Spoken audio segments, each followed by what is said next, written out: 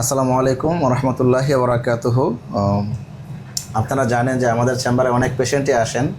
আলহামদুলিল্লাহ, যারা ঢাকার ভেতরে তারা তো আসেনি, ঢাকার বাহির থেকে অনেক সময় চট্টগ্রাম, ফেনী, ইদানিং ফেনী থেকে অনেক বেশি, ফেনী না সরি, ইদানিং চট্টগ্রাম থেকে অনেক পেশেন্ট আসতেছে, কিন্তু বিশেষ করে ফিস্টুলার পেশেন্ট। কারণ ফিস্টুলা নিয়ে মানুষ কিন্তু বিভিন্ন জায়গায় যায়, কিন্তু দেখা যায় সার্জারি করতে গেলে মানে কয়েক লক্ষ টাকার প্রয়োজন। তো আমরা যে একটা সিস্টেমে করি আর কি, এটা আমাদের ফেসবুকে ভিডিও আছে, তো ওইটা দেখার পরে অনেকেই চট্টগ্রাম থেকে আসতেছে আমাদের চেম্বারে। অনেকে এসে বলে, স্যার আপনারা দয়া করে চট্টগ্রামে একটা চেম্বার নেন, তাহলে আমাদেরকে এত কষ্ট করে এদিকে আসতে হয় না। তো যাই হোক, তো আপনার বাসা কোথায়? আমার ফেনীতে। আপনার বাসা হচ্ছে ফেনী। তো আমাদের সামনে একজন পেশেন্ট, উনি, ভাইয়ের নামটা প্লিজ। পারভেজ। পারভেজ ভাই, আমি নামই ভুলে গেছি, আসলে রাস্তায় প্রেসক্রিপশনও নাই। তো আজকে উনি আসছেন হচ্ছে দেখা করার জন্য। তো উনি মোটামুটি আমাদের থেকে 3-4 মাসের মতন ওষুধ খেয়েছেন আর কি, আলহামদুলিল্লাহ। খাওয়ার পরে আলহামদুলিল্লাহ উনি সুস্থ আছেন। আর আজকে উনি এসেছেন যে আর ওষুধ কোনো কন্টিনিউ করা লাগবে কি না, বা আজকে একটা পরামর্শের জন্য। ওষুধ নিতে হবে এরকম না। তো আমরাও চিন্তা করলাম, যেহেতু ভাই আসছে, তাহলে ভাইয়ের কাছ থেকে কিছু মন্তব্য নেই। উনি যেহেতু সুস্থ হয়েছেন, বা ওনার যে একটা ভাষ্য, অনেকে তো এটা নিয়ে অনেক দিন ঘুরে, আবার আপনিও তো বিভিন্ন জায়গায় গিয়েছেন, তাই না?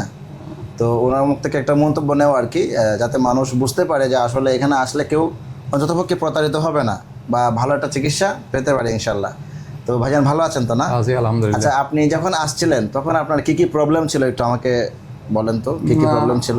আমার মানে একটু চুলকানি ছিল, একটু সেন্ট্রাল ফাইলস, একটু Sentinel piles ছিল, হ্যাঁ। মাংস বাড়ি গেছিল একটু। এটা মাংস না, আমি মনে হয় দেখেছিলাম আপনাকে, ওটা ওই মানে স্কিন টেগের মতো আর কি। Skin tag, স্কিনটা skin tag।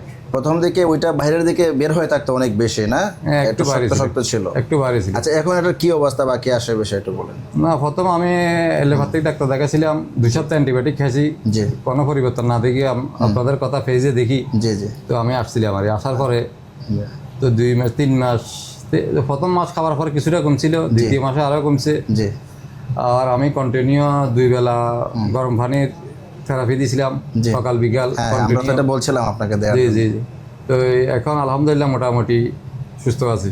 যেহেতু এখন ভালো আছেন, ওষুধ যেটা আছে 2-3 দিন যাবে, 2-3 দিন খাইয়া মানে ক্লোজ করে দিতে পারি, বন্ধ করে দিব। 2-3 দিন না স্যার, কিছুদিন খেয়ে আর কয়েকদিন রাখেন নাকি? ওইটা হাতে রেখে দিবেন, এটা একটা শেষ হওয়ার পরে হাতে রেখে দেবেন। কারণ আপনি বললেন, কি বললেন, দাওয়াতের কথা বলছিলেন, কি বললেন? হ্যাঁ, গত সপ্তাহে 2 দিন একটু দাওয়াত খাইছিলাম, একটু একদিন মানে। হ্যাঁ, দাওয়াত খেলে, আপনি গরুর গোশত খেলে কিন্তু এখানে কষা হয়, জি জি। এটা কিন্তু মাথায় রাখতে হবে। আপনি তো যে কোনো দাওয়াতে আসতে পারে, বিয়ের দাওয়াত আসতে পারে, ওলিমার দাওয়াত আসতে পারে।